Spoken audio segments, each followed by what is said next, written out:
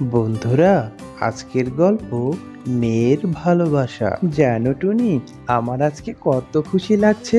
আর কয়দিন পর তোমার এই ডিম থেকে নাদুস নুদুস দুটি ছেলে ছানা বের হবে, আর আমাকেও বাবা বাবা বলে ডাকবে। তখন আমার কতই না খুশি লাগবে।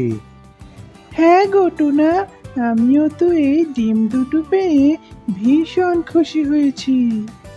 কিন্তু টোনা, এই ডিম দুটো থেকে ছেলে ছানাই হোক অথবা মেয়ে ছানাই হোক না কেন, আমি তাতেই অনেক খুশি হব। না গো টুনি, আমি তো চাই তোমার এই ডিম থেকে দুটো ছেলে ছানাই হোক। আমি তাদের সাথে খেলবো, গল্প করব, মজা করব, ওদেরকে আমি উঠতে শিখাবো। কত স্বপ্ন আমার ওদেরকে নিয়ে। তাহলে এখন আমি খাবার খুঁজতে যাই টুনি। তুমি আমার ডিম দুটোকে তা দিতে থাকো, যেন তাড়াতাড়ি ওরা এই দুনিয়ার আলো দেখতে পায়। এই কথা বলে টুনা সেখান থেকে খাবার খুঁজতে চলে যায়। আর টুনি ডিমে তা দিতে থাকে আর বলে, টুনা সারাদিন শুধু একই কথা বলতে থাকে, আমার ছেলে চাই, ছেলে চাই। কিন্তু আমার তাতে কোনোই সমস্যা নেই। মহান আল্লাহ আমাকে ছেলে বাবুই দিক আর মেয়ে ছানাই দিক, আমি তাতেই অনেক খুশি। কিছুক্ষণ পর টুনি পাখির বাসায় ঝিলি পাখি চলে আসে। আর ঝিলি পাখি টুনি পাখিকে বলল, টুনি বোন, শুনলাম কয়েকদিন পর তোমার ডিম ফুটে দুটি ছেলে ছানা বের হবে। আর টোনা তো সারা বন ঘুরে ঘুরে তার ছেলে ছানার গল্প করেই বেড়াচ্ছে। হ্যাঁ ভাই, আমার ডিম ফুটে কয়েকদিন পরে ছানা বের হবে, কিন্তু আমি আমার টোনাকে নিয়ে খুবই চিন্তিত। টোনা তো সারাদিন ছেলে ছানা করে আমার মাথাই খারাপ করে দিচ্ছে। আমি এখন কি যে করব, তাই তো ভেবে কোন পাচ্ছি নে। এসব নিয়ে তুমি একদম ভেবো না টুনি বোন। এখন তবে আমরা আসি। আর তুমি নিজের আর তোমার ডিমদেরকে খুবই সতর্ক রেখো। ওই দুষ্টু চিল পাখি যেন তোমাকে আর তোমার ডিমদের কোনো ক্ষতি করতে না পারে। আমরা আসি তাহলে টুনি বোন। এ কথা বলে ঝিলি পাখি টুনি পাখির বাসা থেকে চলে যায়। কিছুদিন পর ঘটল এক আজব ঘটনা। টুনি পাখির ডিম থেকে ফুটফুটে দুটি মেয়ে ছানাই বের হলো। যা দেখে টুনি পাখি অনেক খুশি হলেও টোনা মেয়ে ছানা দেখে অনেক রেগে যায়।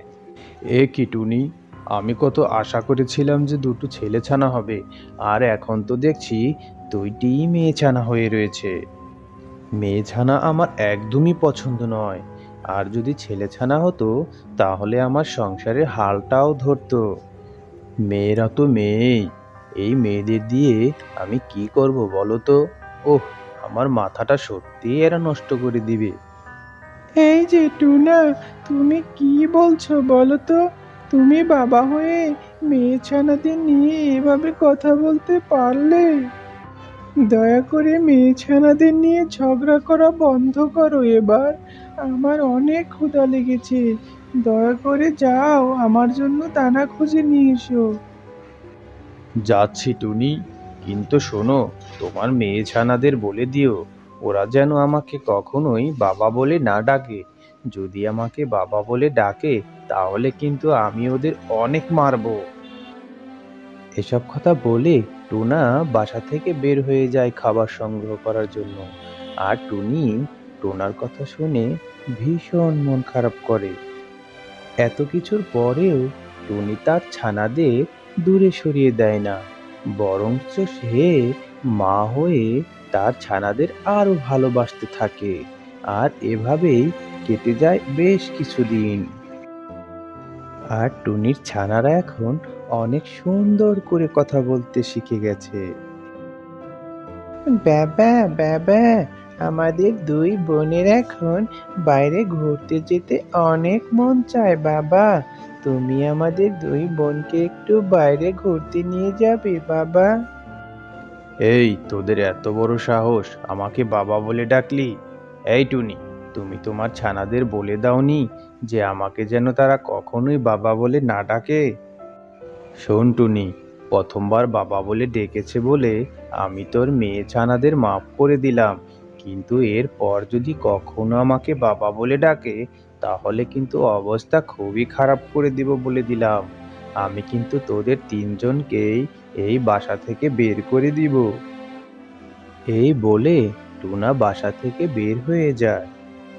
মা মা, বাবা সব সময় আমাদের সাথে এমন কেন করে বলো তো? মনে হয় যেন আমরা তার নিজেরই মেয়ে নয়। তেমন কিছুই না রে মা, তোরা তোদের বাবার কথাই কিছু মনে করিস না মা। আর শোন মা, তোরা আজ থেকে তোদের বাবার সাথে কোনো কথা বলবি না, বুঝতে পেরেছিস? তোদের বাবা, তোরা দুজনই মেয়ে ছানা হয়েছিস বলে তোদের বাবার অনেক মন খারাপ, সেজন্য তোদেরকে একদমই পছন্দ করে না। মায়ের এমন কথা শুনে দুই মেয়ে ছানার অনেক মন খারাপ হয়ে যায়, আর তারা এরপর থেকে টোনাকে আর বাবা বলে কখনোই ডাকতো না, আর টোনার সাথে কখনো কথাও বলতো না। এভাবে কিছুদিন পর টুনির আবারও ডিম দেওয়ার সময় হয়ে যায়, আর সে বিকেলবেলা খুব সুন্দর একটি ডিমও দেয়। মা, এই ডিম থেকে আমাদের এবার একটি ভাই হবে, আর তখন বাবাও অনেক খুশি হবে, তাই না মা? হ্যাঁ মা, আমারও তাই মনে হচ্ছে। এই ডিম থেকে একটা ছেলে ছানা হবে। অবশেষে তোদের বাবার স্বপ্নটা সত্যি হবে সোনা। তোরা মনে মনে দোয়া করতে থাক। ছানারা যখন এসব কথা বলছিল তখন সেখানে টুনা চলে আসে আর বলে, কি গো টুনি, তুমি দেখি আবারও ডিম দিয়েছো। তোমার এই ডিম দেখে আমার কি যে খুশি লাগছে। তুমি দেখো টুনি, এই ডিম থেকে এবার একটি ছেলে ছানাই হবে। আর এই ডিম থেকে যদি ছেলে ছানা হয় তাহলে আমি বনের সব পশুদের দাওয়াত করেই খাবো। টুনার হাসি দেখে টুনিও মনে মনে খুশি হয়ে যায়, আর সে মনের আনন্দে ডিমে তা দিতে থাকে। এভাবে বেশ কিছুদিন কেটে যায়, আর টুনির এই ডিম থেকেও একটি মেয়ে ছানাই হয়। আরে টুনি, আমি ভেবেছিলাম এই ডিম থেকে তোর এবার একটি ছেলে ছানা হবে, কিন্তু তুই তো আবারও মেয়ে ছানাই জন্ম দিলি। শোন টুনি, তোর এই তিন মেয়েকে দেখলেই আমার গা জ্বলছে। তুই এক্ষুনি আমার বাসা থেকে বের হয়ে যা। না টোনা, তুমি দয়া করে আমাকে বাসা থেকে বের করে দিও না। আমি এই তিন ছানাকে নিয়ে কোথায় গিয়ে উঠবো তুমি বলো? টুনি টুনাকে অনেক কাকুতি মিনতি করলেও টুনার মনে টুনির জন্য একটুও মায়া হলো না, আর সে সবাইকে বাসা থেকে বের করে দিল।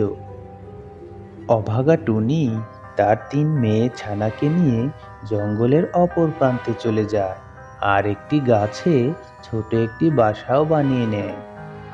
আর এভাবেই বেশ কয়েক মাসও কেটে যায়। একদিন টুনা খাবার সংগ্রহ করার জন্য জঙ্গলের পাশ দিয়ে যাচ্ছিল।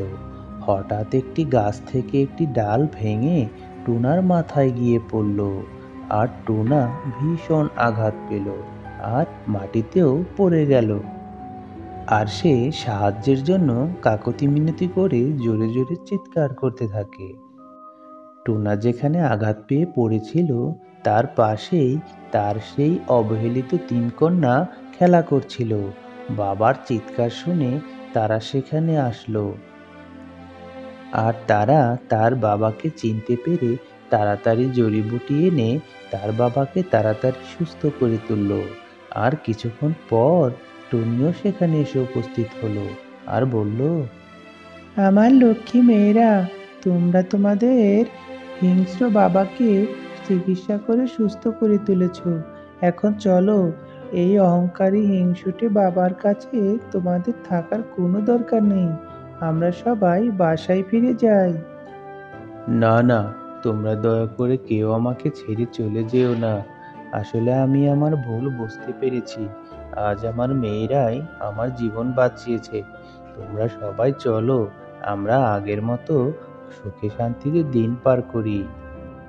এরপর টুনি আর টোনা তাদের 3 কন্যাকে নিয়ে গুহায় ফিরে যায় আর সুখে শান্তিতে দিন পার করতে লাগলো।